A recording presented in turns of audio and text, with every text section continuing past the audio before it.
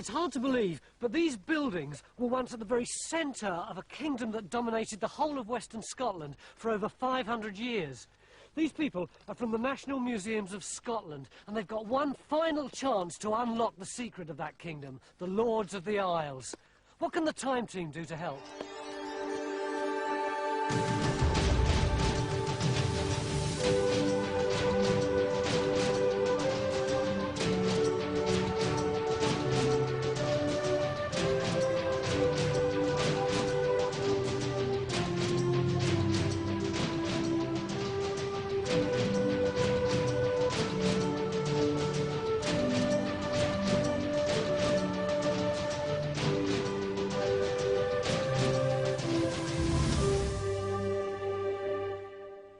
Over there somewhere is Donegal, on the coast of Ireland, and if you climb to the top of that little hill on a clear day, I reckon you can probably see it.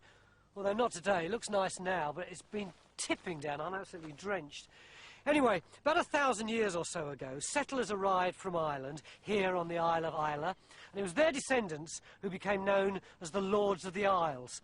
And for the past 5 years, archaeologists from the National Museums of Scotland have been digging on that little island in the middle of the loch. You can see why they've concentrated on the island, can't you?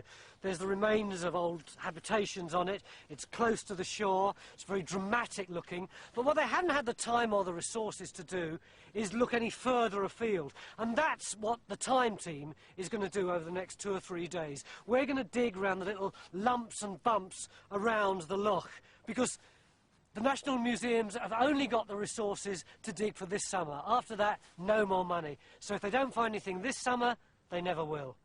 I'm going to find out exactly what Time Team are going to do. I'm going to dry off first.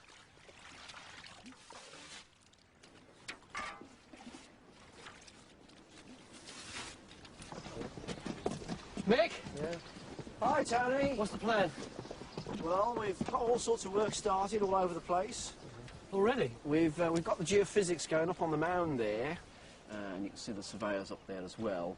And then we're going to be looking at the lakeside round here with the divers. They're going to be looking in the silt over here. We're also going to be over there where we think we've got these guard houses, where Phil and the others are, on the other side, on the side of the loch. And you haven't actually had a look at the mound that we're going to look at? No, we haven't. Our remit has been to look at the 2 islands here, and we're coming to the end of that phase. I don't quite understand, because the mound seems to me, as a layman, just such an obvious feature. Why haven't you looked at it before? Well, because our remit really has been to stick to the 2 islands, but it's only really by being here that the importance of the mound has dawned on us. And that's, again, one of the reasons why it's useful to get in other people who can help you see things that perhaps you fail to notice because you're so much into the job in hand that you can't take a wider look. David's keen for us to investigate the mound because he believes it could have been used as a ceremonial site by the Lords of the Isles, possibly the place where they inaugurated their leaders. Our plan of action is to carry on at the guardhouse site until we've got some geophysics information about the mound.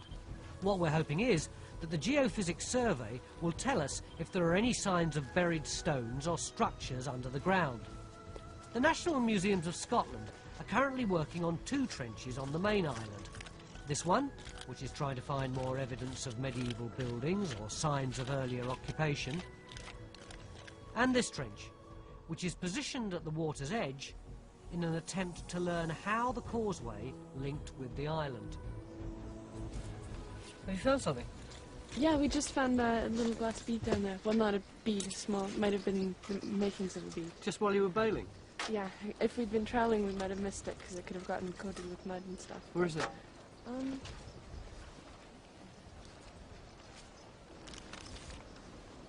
Oh, it's beautiful, isn't it?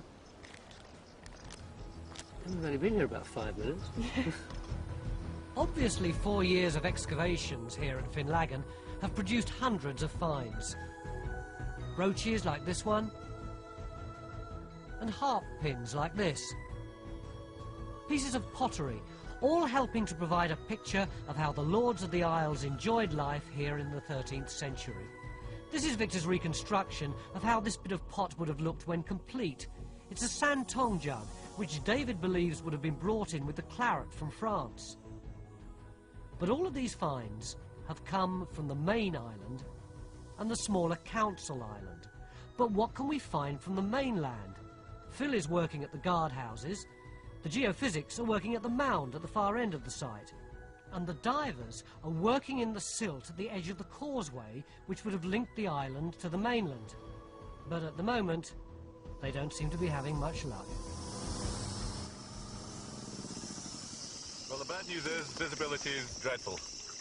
There's a lot of silt coming down the stream, and the peat's making it very dark as well, so it's, if we work here, we're going to have to be very, very tight in. The trouble for me, poor ignorant southerner, is that the Lords of the Isles is one of those Scottish phrases like speed bonny boat or you take the high road that sounds incredibly evocative, and I've absolutely no idea what it means. Well, it all started in 1156 with this chap called Somerled, who was a petty king in Argyllshire. And he cast lustful eyes on Islay off the coast of Scotland, won a famous sea battle and drove the Norse out of Islay. And he made his headquarters here, had descendants who settled and established a mini kind of palace at Finlaggan. They didn't start calling themselves Lords of the Isles until the 14th century, and even then they assumed the title out of the blue. So were there lots of Lords of the Isles at one time, or was there just one lord who ruled over all of the islands? Well, from the 12th century onwards, basically one lord. In fact, after Somerled, died in battle against one of the kings of Scotland in 1164, the whole thing was split up amongst his sons. But one of his grandsons was called Donald, and from him, all the MacDonalds conceivably in the world, including the fast food bloke, are descended from that one grandson of Somerled. Meanwhile, as the rain continues to fall, water levels continue to rise, making the archaeological going tough. However, Phil's pressing on at the far side of the loch. We're digging here because there are 17th century documents which tell us there were guardhouses here, housing up to several hundred men, protecting the ferry crossing onto the island. It's easy to forget, especially in bad weather like this, that these islands were a special place for the Lords of the Isles, so important, in fact, that some of them chose to be buried here. Wow, look at that. That's brilliant, isn't it? Quite an impressive collection, isn't it? Yeah. These were found late last century in the ruins of the chapel up there. This is brilliant, isn't it? The one in the middle of the... Yeah. Do you think the Lords of the Isles would actually have looked like this? Oh, undoubtedly. A lot of the top people in West Highland society wore armour like this because it's very light. They were able to stride across hills through the bogs and heather. They weren't encumbered with plate metal. And you see the garment, the main garment is wearing an accaton, a quilted garment, probably made of linen or cotton, and stuffed with other material like wool or grass. I can see, David, how that sort of padded clothing would be very effective against a sort of side swipe with a sword. It would sort of perhaps absorb the impact. Yes. But I can't see how it would actually stop anything going through it. Sally Ann is here because you're going to make us a replica of one of these. Yeah. It might be something that will become clear if we do that, so we actually see what it looks like. Well, I think you'll find also, if we make it up out of linen, that linen does actually stop a sharp blow better than you'd think it would, particularly if it's stuffed with tow, which is the untreated, unworked linen fibres. It's surprisingly good. Now, this gentleman may have been wearing mail underneath this as well. Ah, right, yeah. Which would also have stopped the blow. Yeah. So, yes. And have you got a volunteer who we can... I have got a volunteer somewhere, yes. Who is it? Rat. Rat? Chest measurements? So, we have just 2.5 days to try and produce an accaton for Rat. Your arm. All I can say is, I hope it's waterproof. Is the Scottish name Rat? It dates back to the sort of the mists of time when I was young and punk was alive, I'm afraid.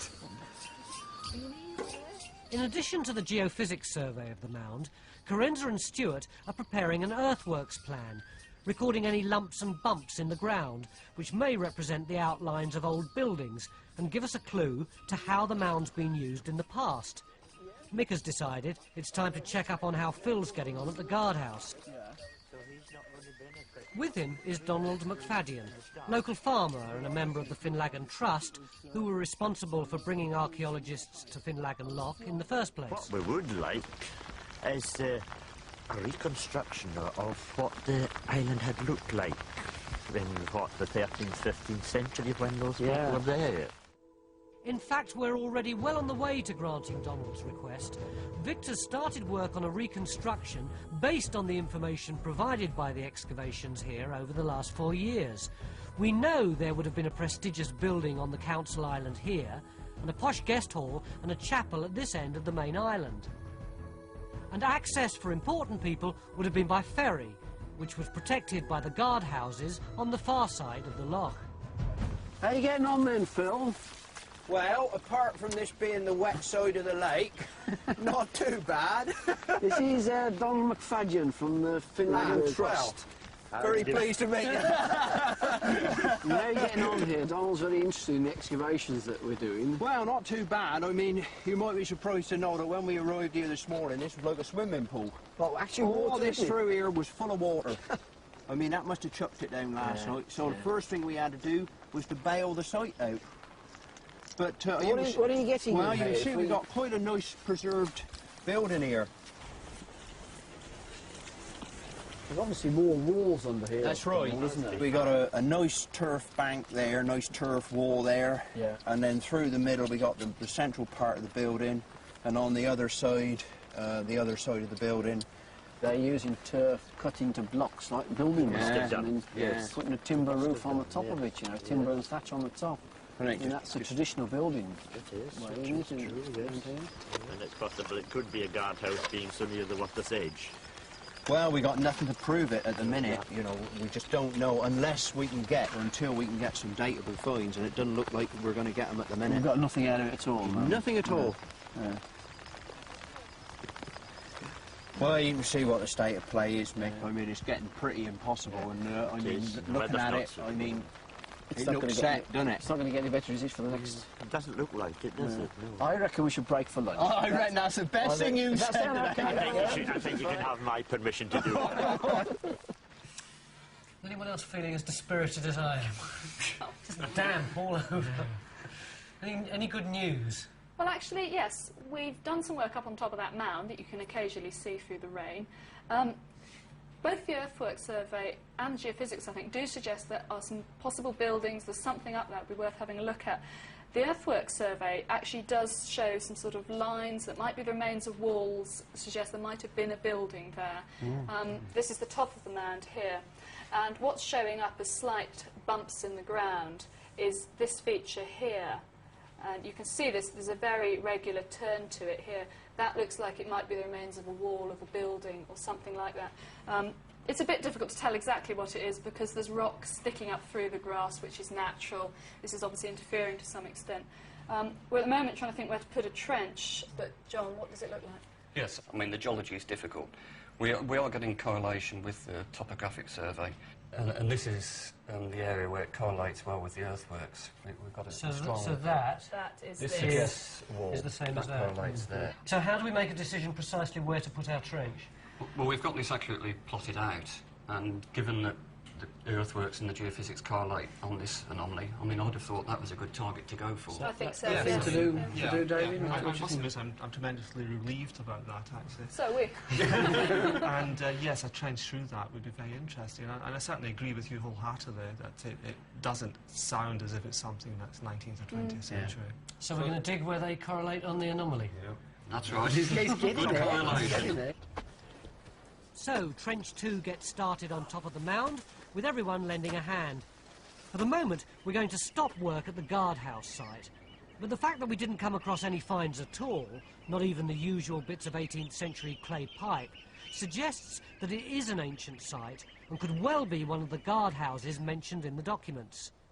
Work on the Ackerton is now well underway, and every effort is being made to make it as authentic as possible.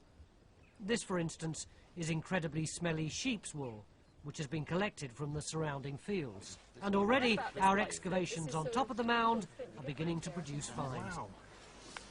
That's a bit more like it, isn't it, eh? Yeah, I mean that's... Happy with that as Oh, prehistoric? no, absolutely, no question about that. Well, But is this the only piece, or you got some more? Well, actually, no, there's a couple more. Well, it's all flint then. Mm-hmm. So. I think we'd have had a wild whoop of joy if we turned up any pottery, wouldn't we? No, I'm quite happy to have a prehistoric site up here. Oh, wow. Look at that then. Oh, yeah. Oh, we don't want any pottery with this stuff. It's all that same white flint, isn't it? It's a Yeah. nice little assemblage, actually, isn't it? Still, I thought I'd have something a bit later. Of course. Truth, look at that lot. Wow. Where's this from then? Well, you know, we started over there on the causeway in the reeds, and Yeah. the visibility was too bad, so we moved down to the council aisle, looking for the causeway there. Yeah. And I think we found the edge of the causeway, and also at the edge of it, the remains of what looks to be a midden, which is where all this stuff's coming from. There's still a lot down there. There's wooden artefacts still lying in the bottom waiting, but that's for tomorrow. But some of this stuff's really nice.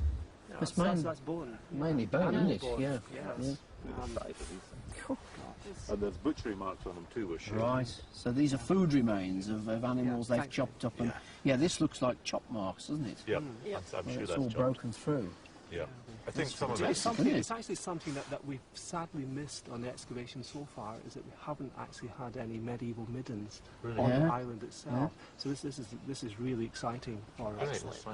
This is going to give you the diet once we can get some sort of date, isn't it? I mean, it's Yeah. it's fantastic. And there's so much of it there. This is all from an area about half the size of this pallet, very small. Yeah. And there's loads more. Yeah, that's great.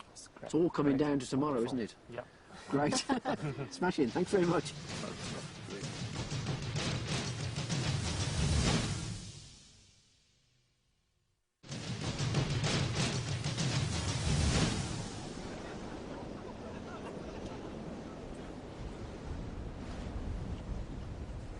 You just never get... Morning. Morning. It's not so romantic up here now, is it? Yeah, well, we're getting some good stuff. Got that bit of flint, Phil? Yeah, we have. You know, we had some flints yesterday Yeah. up here, and David was pretty cautious because they get flint all the time. Well, then, Don't let it blow away, Tony. What is it? Well, it's what we call a microlith. I mean, it's a very small piece of flint, but it's been deliberately shaped. And the important thing is that it is a very diagnostic piece of flint. What does that mean? Well, it means that they can be tied down to hunters who were probably the first people who were living in Scotland, maybe, what, 8,000 years ago. Well, how do you know that this is man-made? Because it looks to me just like something I'd dig up out the garden.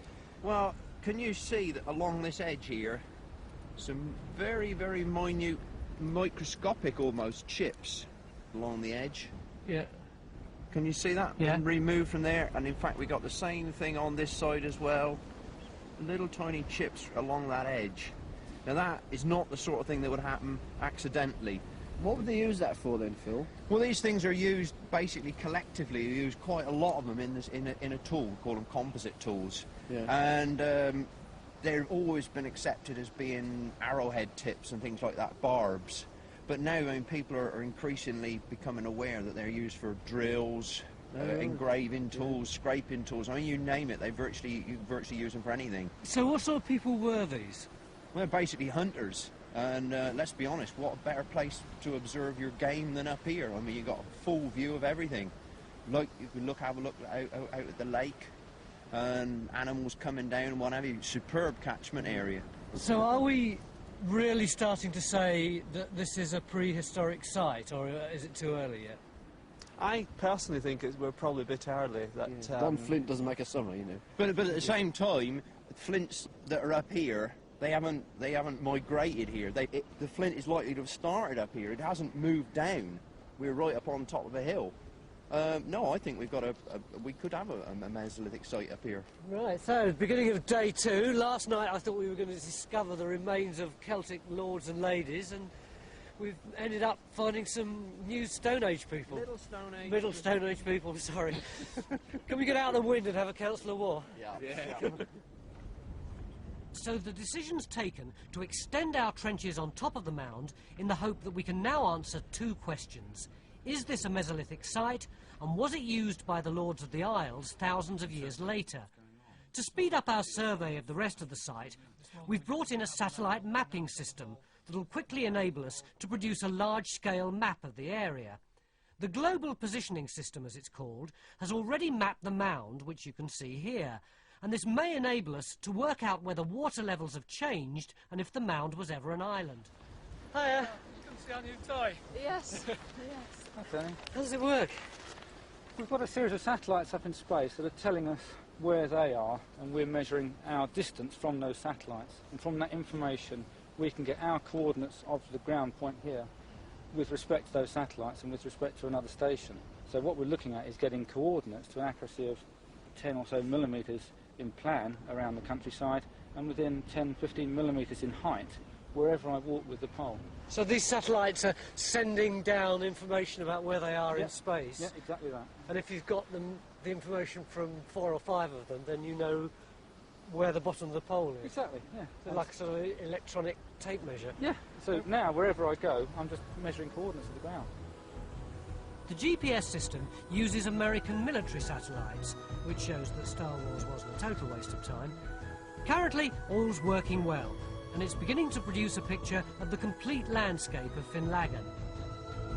All the finds are dealt with in here. Finds such as this medieval belt buckle, which was found in one of the National Museum's trenches yesterday. But of course our newest source of finds this weekend is in the midden discovered by the divers between the two islands. Now my understanding of the plan for today was that Mick was going to help with the underwater archaeology, but apparently there's been a change of plan. I think we're probably deep enough now. If we get down, we can crawl and scramble forward. Just onto our knees? Yep. Just follow me down.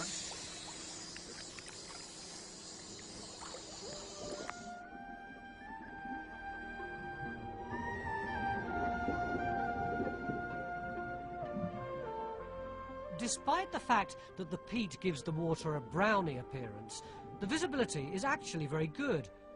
Underwater archaeology like this involves using a suction pipe, which is called a lift, and is effectively a large vacuum cleaner which sucks up the unwanted silt and helps to keep the water clear.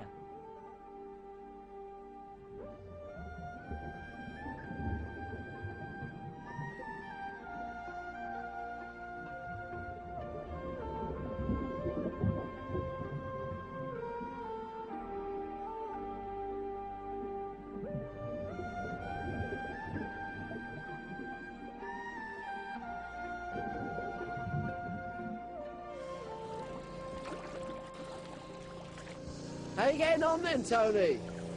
Oh, it's fantastic. It's so much easier than digging on the surface. There's finds all over the place. Yeah? Little bits of wood, little bits of bone. I've got a stonking big bit of bone about that big. I don't know what it is. We can have a look later on. Can you see the stratification that we were on about? Yeah, there's certainly 3 strata. Yeah. There's the silt, first of all, which is very grey, and you have to be very careful when you tread it, otherwise you just mess up the visibility all around you. Yeah. And then below that, there's like rusty pebbles. And then below that, there's the actual midden, the spoil heap, that we've been working. I can't believe I'm getting excited about a medieval rubbish tip, but there's not just the midden down here. You can see the big stones that were once part of the causeway which linked the council island with the main island.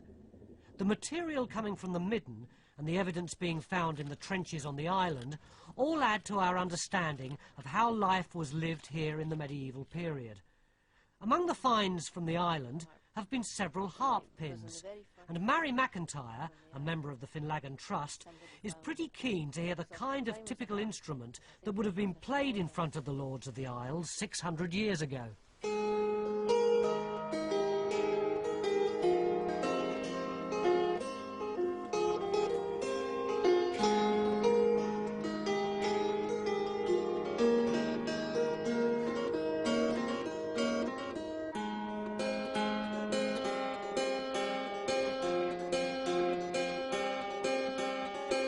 It's amazing how a bit of sunshine can transform everything.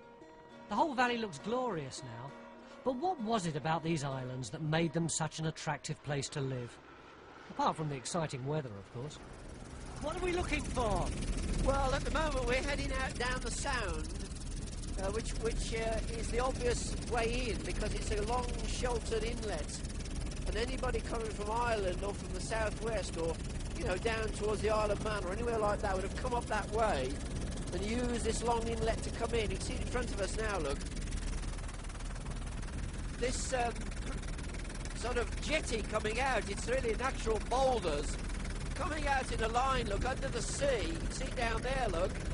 And this is where they beach the galleys. And so we can see this long sheltered beach going up very clearly in the water. And running from that beaching place, coming right through, is this road that, you know, they would have used to get to the meetings at Finlaggan itself. So we need to keep a wary eye out as we go along, see if we can't pick up traces of that. You can see the logic of it so clearly, can't you? There's this really quite welcoming bay out there, and then this very fertile land at the middle with hills and mountains on either side. And let's not forget, it's a well-used landscape. It's got prehistoric stuff in it, it's got Norse stuff in it, and so if this place was already revered as an important centre, then you legitimise your own activities by establishing yourself there as well. Yes, it's underneath us now, look.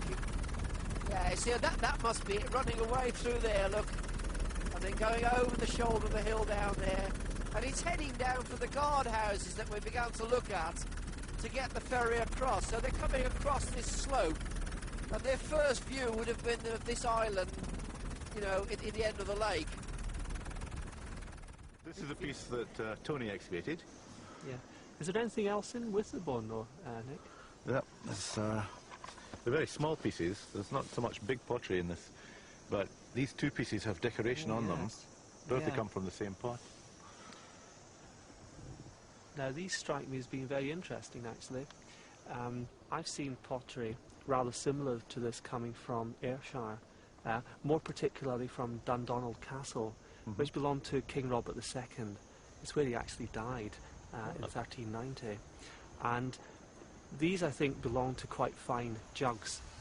They've obviously been covered with a green glaze and decorated with wavy line patterns, which I think was put on with a comb.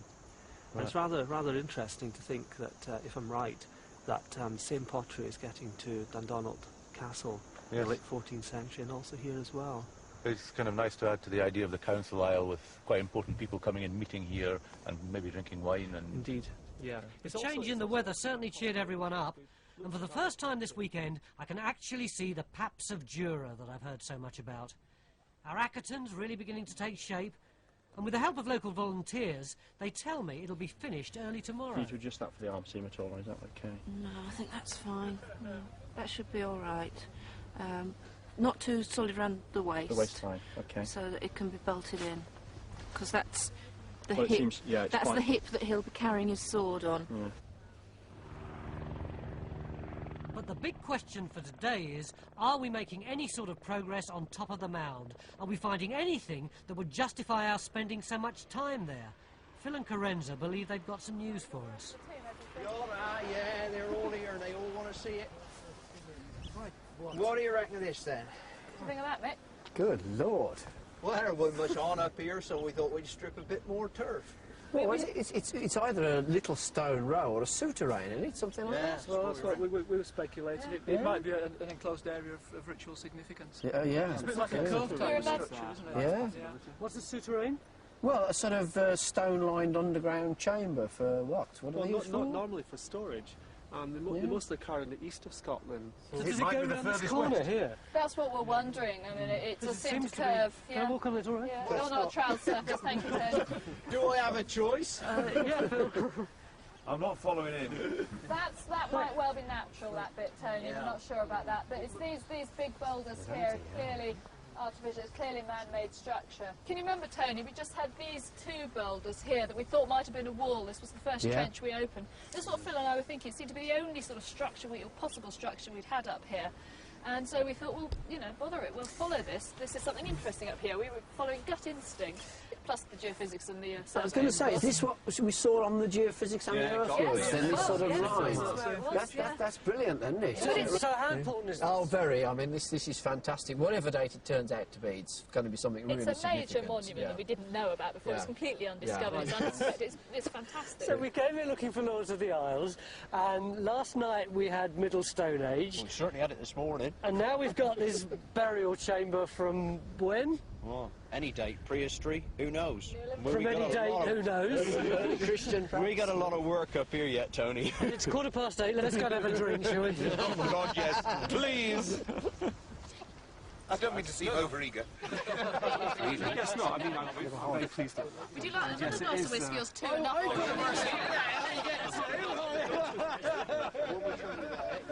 Hey. Hey.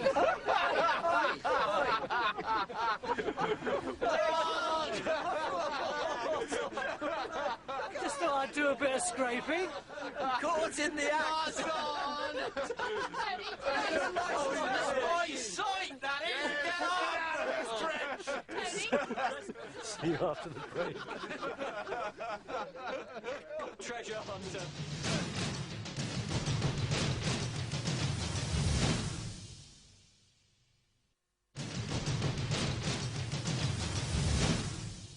Beginning of day 3, and there's a howling gale coming from totally the opposite direction from the howling gale yesterday. Phil, I don't understand for the life of me why people would have built up here. Every bit of weather just batters us. Why didn't they build in the lee of this hill? Well, you've got to remember, Tony, that in the Stone Age, really in the early times, this area would have probably looked totally different to what it is now. Very, very dense woodland. So there'd be loads and loads of shelter. And when you say the Stone Age, you're talking about Mesolithic and Old Stone Age. What were they? well, basically you've got 3 periods of the Stone Age. You've got the very oldest Stone Age, we call it the Paleolithic, and that goes right back to the first people who were living in this country, about 500,000 years ago now. And they were living here until basically the last ice age went away, and that we were talking there maybe 12,000 years ago, 10,000 BC. And the next group of people, we call them the Mesolithic peoples, the Middle Stone Age. They're still hunters, and they're moving around, catching animals, gathering fruits and what have you. And then at maybe about 4000 BC, you start getting the first farmers. And they're the people who are responsible for clearing a lot of the woodland. And you think that this is New Stone Age? If it's any of them, this is what it ought to be, yeah. So you reckon it could have been a big stone corridor with maybe earth over Very it? likely, yeah. I mean, you just can't tell. In a lot of cases, a lot of this could be eroded away, the dirt, the mound. So what are you going to do? Well, what we should do, Tony, is take a section, we call it a section, which is just a trench running through the middle, across it. And that will give us some idea of how deep the layers are. And we'll be able to see what this upright stone is doing, how well it's bedded into the ground. And it will also show us what these ones that are lying on their side are. And we'll probably take it about 1 metre across, something like that. And how deep? Until we get to the bottom. Now that we've got a prehistoric site on top of the mound, Carenza's gone to have a closer look at a standing stone which is positioned here, and it seems to be aligned with the mound and the Paps of Jura. If you stand on the mound and look at the stone, you see right onto the Paps of Jura there. I must admit that when we were stood on the mound last night, I did notice how the stone was directly in the cleavage of the Paps of Jura, in fact. But I've been going through the documentary sources, and I come across the accounts of the travels of a chap called, deliciously, Martin in about 1695. And he records that at that time, at any rate, there were 2 standing stones 6 feet high on the east side of Loch Finlaggan. Now, the only snag with that is, of course, that this is at the north end as opposed to the east side. I'm not really worried about that, I must say, Robin. I think that it's quite difficult to get your bearings hereabouts, and I would guess that this is likely to be one of the stones that Martin was referring to. Except I would refer to this as the end of the loch rather than the side of the loch. Well, I'm not too worried. I think that... Well, I must admit that walking over here just now, there's some interesting sort of patterns in the grass. There's one area where the grass hasn't grown, which there could be a stone under there stopping it growing. And there's actually quite an interesting sort of circle of paler grass that could even be a feature running around it. I mean, I wonder if we could get if David's interested in this, thinks there might be another one here, we get the geophysics in to have a look. So the buried stones influence the type of the way in which the vegetation has grown over it? Well, yes, because if there's a stone under the grass, Yes. there's less moisture and the grass doesn't grow as well. I mean, there doesn't seem to be a problem here. Was it dry earlier in the year, David? It's very dry in May. Yes, I would like John to do this. I think it'd be well worthwhile encouraging him. Our Ackerton's now finished, and Rat not only looks warm and dry, but makes a pretty convincing Lord of the Isles. That is brilliant. It looks much more practical than I thought it would be. I thought he'd just look like Rat dressing up as a pretend soldier. See if you can draw your sword. Round back. You've got the chainmail suit under there, so that even if anything penetrates the Ackerton, you've got the... The sort of swords that we're talking about here are not designed to thrust, they're designed to slash and break. Well, I raised the question when we discussed this earlier as to, you know, whether sort of clouting him across like that, whether, you know, you'd get through, but clearly that's really quite padded, isn't it? It is indeed, yeah. I think what is important... Don't find it too hard, you know. I think what is important, though, is this is a brand new one. Yeah. And probably after his first escapade out in the hills and his first combat, this would be quite badly damaged. Yeah. But he would take it back home, hand it over to somebody, and the next time it went out, it would have lots of repairs and patches, and it would just be serviceable. What about these fittings at the back? I mean, I mean, obviously you've got to get into it somehow, and you can presumably undo all this. Yeah. Well, if I show you very briefly this, he couldn't do this himself, so he was basically at the mercy of somebody else. Yeah. But it's double thickness on the back where it wraps over. And he's strapped into this very, very tight. Now, I mean, when we put Rat in here, he was quite upset that we're pulling him so tight. Quite simply, if you held the body tight and compressed it, if it was hit, the internal organs don't move around.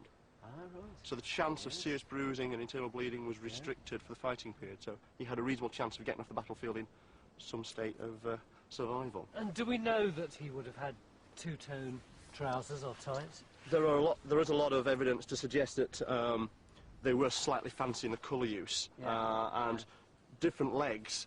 If I can just show you, Rat, if you're not too embarrassed about this, the legs are actually separate. Not joined, yes, so it could, it's possible that one of these legs is from another pair, as it were, that had been damaged. So they're hose rather than trousers. That's right. Yeah. So you've got one vulnerable place, Rat. Despite the bad conditions underfoot, the geophysics team are working as quickly as they can to produce a survey of the area around the standing stone. On the mound, Phil's hoping to find some dateable evidence as he digs deeper around the stones. I'd fancy some carvings on the rocks, that'd be all right. Oak Springs Eternal.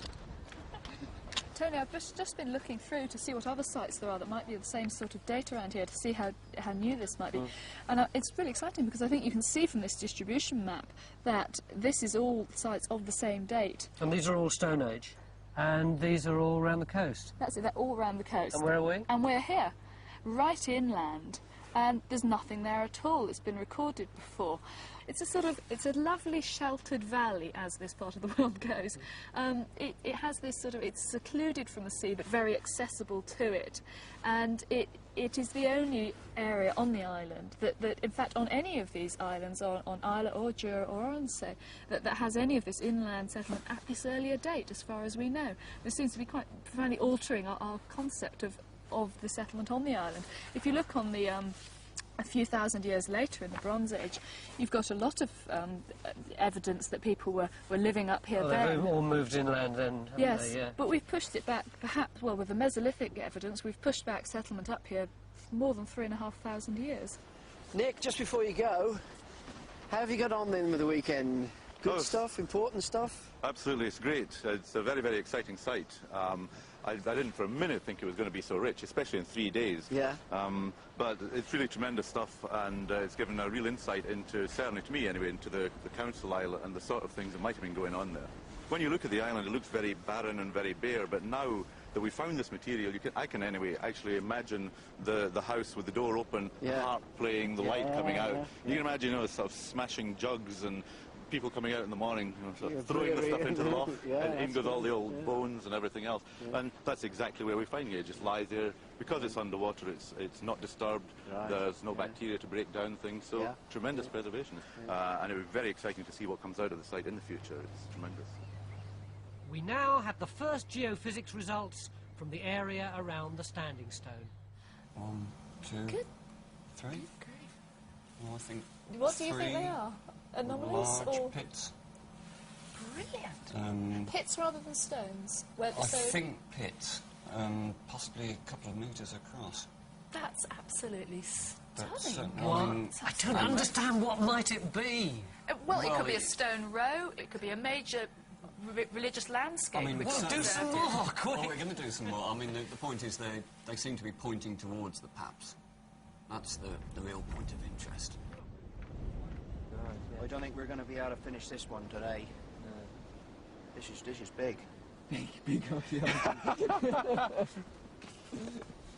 I better clean this loose up and then see if we can get them up here.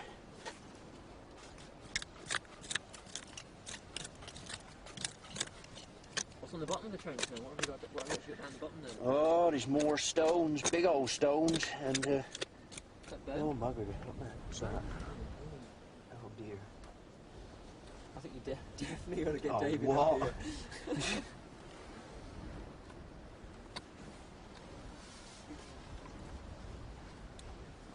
Oh dear.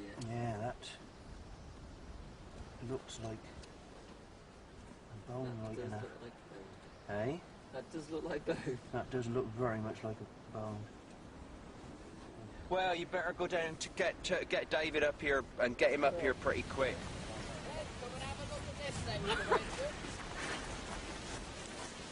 What are you rating of that then? Oh my God! Yeah, no. When they said it was something urgent, I thought, Oh, well done! What we got there, Phil? Brilliant. Bone there, look. And it's articulated, look, you got the joint in here. God, it's not long, Barry, then. I mean, I don't know whether it is human, but, well, there it is. Brilliant. Hang on a minute, let me get my famous dental kit. Whatever this one is, I don't, yeah, you see, It's a you've hell of a got, size. this is the long bone in here, there's no question about that. Yeah. But then we got the joint there. Now that's a hinge joint, so that's either got to be, I'm sure that's an ankle joint. You reckon it's an ankle joint? Well, I think it's not, I don't think it's a hand. I mean, look at the size of that. That's it's in good condition. Well, a lot of the bone down the island is very soft, very mushy, but of course with all the limestone around here, that's presumably helped. Oh, all right. It's, So is it human? Could it I be don't something think... like a piece of sort of an ox bone, the foreleg of an ox or something? That's what it is. I don't think it is human, but I mean, it gives you some hint of what the hell is down here, though, doesn't it? Yeah. Why might there be animal bones down here? I don't know, actually. I think is the honest answer. Have you any ideas, Mick? Well, I mean, we haven't really got enough here to see, have we? But it seems to me that the only reason, the obvious reasons are it's either debris from feasting and so on, which we've seen down at the island, or it's some sort of deliberately buried deposit for ritual reasons. This raises the question of what are we going to do now? Does it not? Well, I think it does. I mean, my inclination is to think we can't get much further with this, given the weather. There's no way we're going to go on digging down. You know, we've, if you like, we've done the evaluation work. This is an incredibly important site.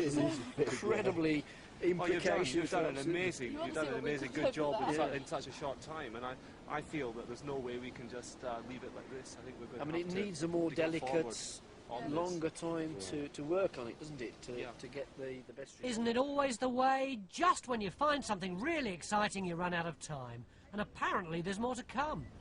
So this is the second printout?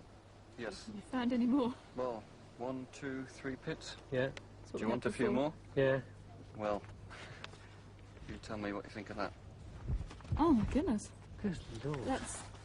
Is it in the same alignment as the rest of the geological strike? No, it's not in the same alignment as the geological strike. I talked to Claire, and we're a bit confused. It looks geological, but the alignment isn't right. So, you tell me. So we're starting to get a massive landscape of stuff here. We've got all this activity with stones and pits and God knows what up there. We've got the cairn or whatever it is on the mound, and they're a distance apart. You've got this huge sort of landscape of massive ritual monuments all at the head of the lake here.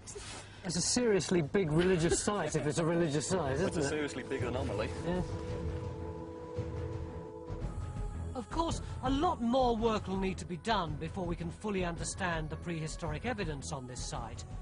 but the geophysics survey of the field does suggest that the standing stone may have been just part of a larger configuration of stones, possibly a stone circle like this.